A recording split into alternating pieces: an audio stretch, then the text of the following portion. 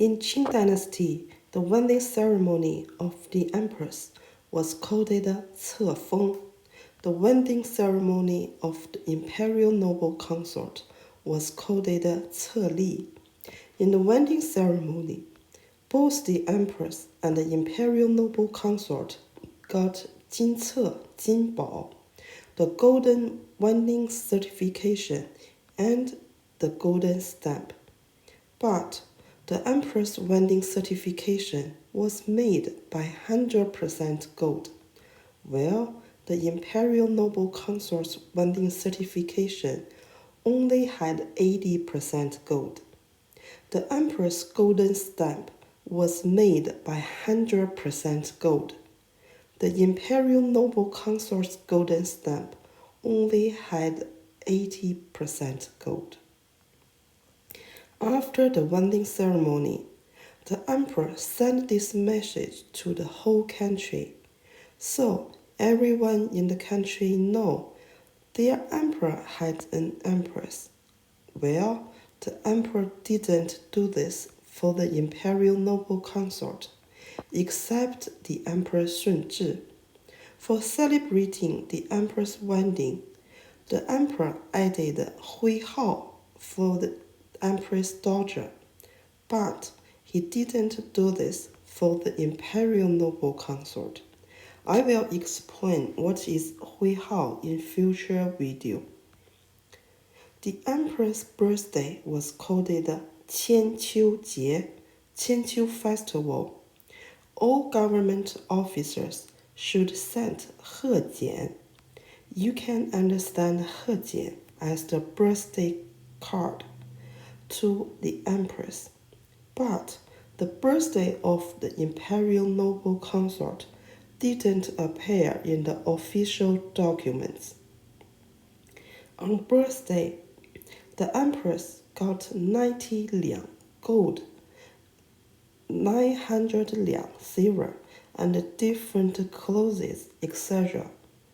The imperial noble consort only got clothes and some furniture, no extra money. The results of the final imperial examination was signed to the emperor and the empress, but wasn't signed to the imperial noble consort. For the imperial dress, both the empress and the imperial noble consort used bright yellow. The empress used 1 Dongzhu Chaozhu and 2 red coral Chaozhu. The imperial noble consort used 1 beeswax Chaozhu and 2 red coral Chaozhu.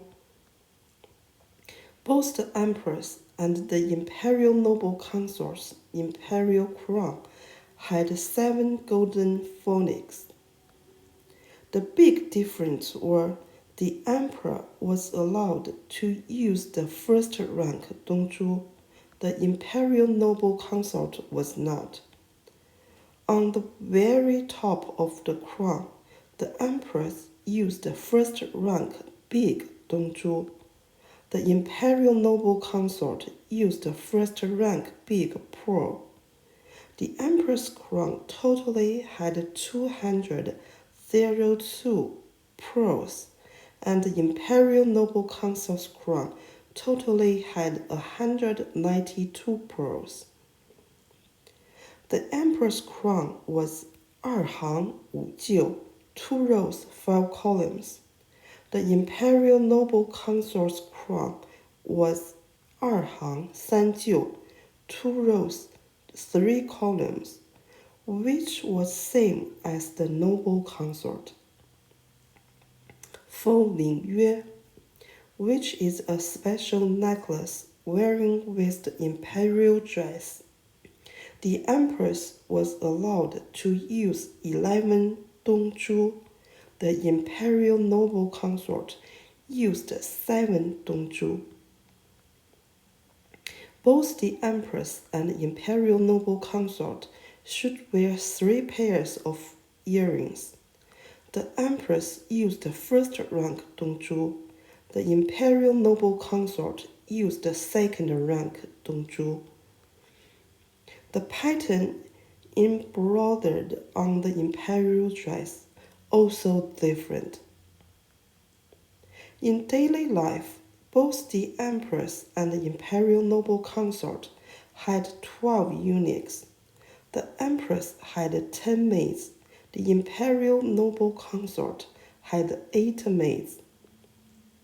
The empress was allowed to use the golden tableware, but the imperial noble consort was not allowed.